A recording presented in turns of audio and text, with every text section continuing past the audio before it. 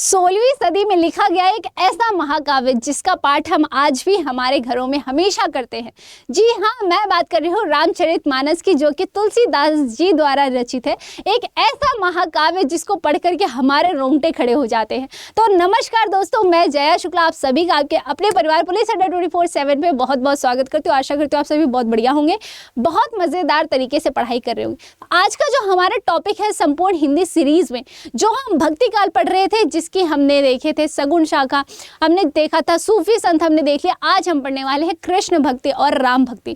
कृष्ण भक्ति की अगर हम बात करते हैं तो हमारे जो ध्यान में सबसे पहले आती हैं वो है मीराबाई। अगर हम राम भक्ति की बात करते हैं तो सबसे पहले जिनका हमारे माइंड में जिसके ख्याल आता है वो हमारे हैं तुलसीदास जी। तो बिना किसी देरी के आज की क्लास शुरू करते हैं। आज हम उस टॉपिक पे बात करने वाले हैं जहां से आपके बहुत से क्वेश्चंस आपके एग्जाम में सीधा देखने को मिलते हैं। अगर मैं बात करूं सगुण काव्य धारा, जिसमें आपकी दो शाखाएं आती हैं, एक है राम भक्ति और एक है आपकी कृष्ण भक्ति। राम भक्ति के अंदर वो आपके सभी कवि आते हैं जिन्होंने राम भक्ति की है, जैसे कि हमारे तुलसीदास जी हो गए, हमारे स्वामी अग्रदास हो गए, नाभादास हो गया। अगर मैं कृष्ण भक्ति की बात करूं तो इसमें हमारी मीराबाई आ जाती हैं, रसखान आ जाते हैं, सूरदास आ जाते हैं। ये सभी हमारे कृष्ण भक्ति की बात करते हैं। तो अगर हम बात करते हैं सबसे पहले राम भक्ति की, तो इस शाखा में कवियों ने भगवान श्री राम के जीवन चरित्र को आधार बना करके सभी अपनी रचनाएं की हैं। उन्होंने अपनी जो भी रचनाएं लिखी हैं उसमें कहीं सिर्फ और सिर्फ श्री राम जी के जीवन चरित्र का वर्णन किया गया है। ठीक है, अगर मैं बात करूं कवियों ने अपनी रचनाओं को आधार पर समाज को आदर्श मूल्यों, स्वास्थ्य गुणों, सामाजिक और पारिवारिक मूल्यों की शिक्षा देने का प्रयत्न किया है। यानी कि अगर मैं बात करूं राम भक्ति शाखा की तो उसके अंदर जो कवियों ने उन्होंने क्या किया है, समाज को आदर्श मूल्य, स्वस्थ गुण, सामाजिक और परिवार मूल्यों की शिक्षा देने का प्रयास किया अपनी रचनाओं के माध्यम से।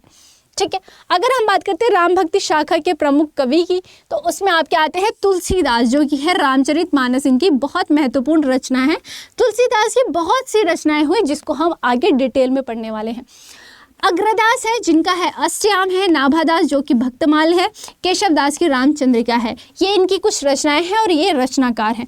ठीक है, इनको आप याद करिए क्योंकि यहाँ से एज इट इज़ क्वेश्चन आपके एग्जाम में पूछे जाते हैं।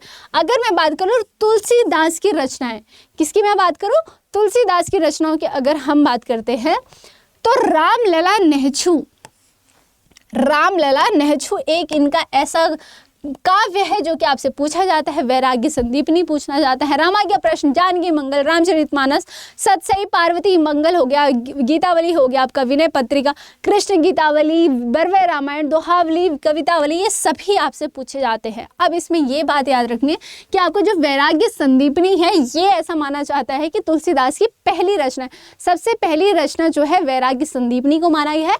अगर हम बात करते हैं कवितावली को तो उसको जो है सबसे आखिरी माना है। पर कुछ विद्वान ऐसे हुए जिन्होंने रामलला नेहछु को तुलसीदास की पहली रचना माना है। रामलला नेहछु को जो है तुलसीदास की पहली रचना है माना है। तो ये आप क्या करोगे, इसको आप याद रखोगे। ठीक है, अगर मैं बात करूं विष्णुदास की तो इनकी है महाभारत कथा, रुक्मिणी मंत्र और रामायण कथा। क्या है, महाभारत कथा, रुक्मिणी मंत्र, रामायण कथा। अगर हम बात करें ईश्वरदास की तो इन्होंने लिखा है भरत मिलाप। क्या लिखा इन्होंने, भरत मिलाप लिखा, अंगद पैज लिखा। क्या लिखा, अग्रदास की अगर हम बात करते हैं तो इनकी आती है ध्यान मंजरी आती है, कुंडली आती है और पदावली। अगर मैं बोलूँ पदावली जो है आपकी विद्यापति की भी है, विद्यापति की भी एक रचना है आपकी पदावली, है ना, है या नहीं, एक बार जल्दी से मुझे बताएंगे। चलिए, कृष्ण भक्ति शाखा की अगर हम बात करते हैं, कृष्ण भक्ति जैसे राम भक्ति शाखा में राम के जीवन चरित्र को लेकर के कवियों ने पूरे रचनाएं लिखी हैं, वैसे ही कृष्ण भक्ति में कृष्ण जी के चरित्र को आधार मानकर इन्होंने रचनाएं की हैं। इस शाखा में अष्टछाप के कवि आते हैं। इसमें कुछ अष्टछाप के कवि हैं जिनके अलग से नाम आपको मैं याद करवाऊंगी। अगर हम बात करें कृष्ण भक्ति शाखा के प्रमुख कवि और उनकी रचनाएं कौन सी हैं, तो वो है सूरदास, जो कि सूरदास की है सूर सागर, जो कि आपसे हमेशा पूछी जाती है। मीराबाई की हम बात करें तो मीराबाई की पदावली और रसखान का प्रेम वाटिका। ये ऐसे महत्वपूर्ण ग्रंथ हैं आपके, या काव्य कह लो, कि ये जो है रचनाएं आपसे हमेशा पूछे जाते हैं। ठीक है, अगर हम आते हैं हमारे अगले जो कवि हुए कृष्ण भक्ति के वो हुए सूरदास जी। सूरदास जी की जो महत्वपूर्ण रचनाएं हैं वो है सूर सागर, सूर सागर है, सूर सारावली है, साहित्य लहरी है, भ्रमर गीत है। याद करेंगे इसको, क्लास में ही याद करेंगे। कैसे याद करेंगे? सूरदास है की जो रचना है वो है सूर सागर है, सूर सारावली, साहित्य लहरी और आपकी भ्रमर गीत। और कौन सी है? भ्रमर गीत। अगर हम बात करते हैं कृष्णदास की तो यह है जुगलमान चरित्र। देखिए पहले से ही मैं ऑलरेडी आपके लिए क्या छांट करके लाई हूँ, पहले ही सभी रचनाएं, तो आप इसमें से नहीं छाटेंगे कि मैम ने अगर हमें 10 बताया तो हम 5 याद कर लेते हैं। मैं ऑलरेडी 50 में से 10 छाट करके लाई हूँ, तो आप 10 ही याद करेंगे। ठीक है, चलिए कुंभन दास की अगर हम बात करें तो इनकी है फुटकल पद। छीत स्वामी आपका इतना ये जो है इतना ज़्यादा नहीं पूछा जाता है। सूर सागर मोस्ट इंपॉर्टेंट है, सूर सागर से आपके बहुत क्वेश्चंस बनते हैं सूरदास से। ठीक है, नंददास की है कौन सी? रास पंचाध्यायी और भंवर गीत।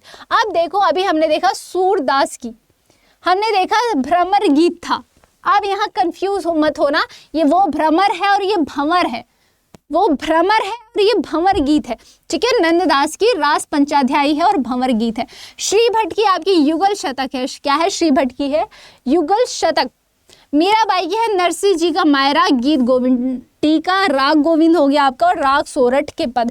ये आपसे पूछे जाएंगे, ये आपसे क्या पूछे जाएंगे?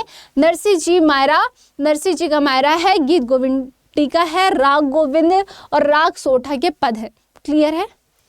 अगर मैं बात करूं रस खान की, किसकी बात करूं मैं? रस खान की, तो इनकी है प्रेम वाटिका।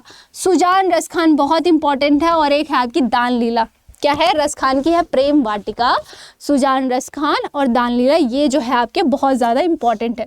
ठीक है, तो ये कुछ ऐसी रचनाएं हैं जो कि आपके एग्जाम में पूछी जाती है। देखो भक्ति काल से रिलेटेड जितने आपके ग्रंथ थे वो सभी हम डिस्कस कर चुके हैं, फिर वो आपके सूफी हो, संत हो, या फिर आपके राम भक्ति शाखा के हो, या फिर आपके कृष्ण भक्ति शाखा के हो, वो सभी चीज़ें हम ऑलरेडी कर चुके हैं। तो यहाँ से बाहर तो आपके एग्जाम में कुछ भी ऐसे नहीं होगा जो यहाँ से बाहर की रचनाएं आपसे पूछी जाए।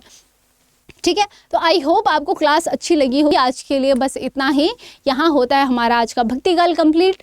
मिलते हैं नेक्स्ट क्लास में जिसमें हम अब शुरू करेंगे रीति काल। ठीक है, तो आई होप आपको क्लास अच्छी लगी होगी। प्लीज़ कमेंट सेक्शन में ज़रूर बताइएगा कि आपको क्लास कैसी लगी, क्लास में याद हुआ है या नहीं।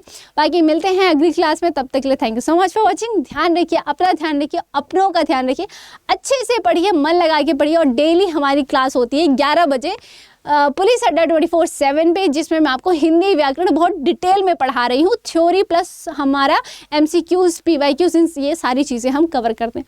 तो मिलते हैं सुबह वाली क्लास में ठीक 11 बजे। तब तक के लिए अपना ध्यान रखिए, अपनों का ध्यान रखिए, अच्छे से पढ़िए, मन लगा के पढ़िए। बाय बाय, जय हिंद।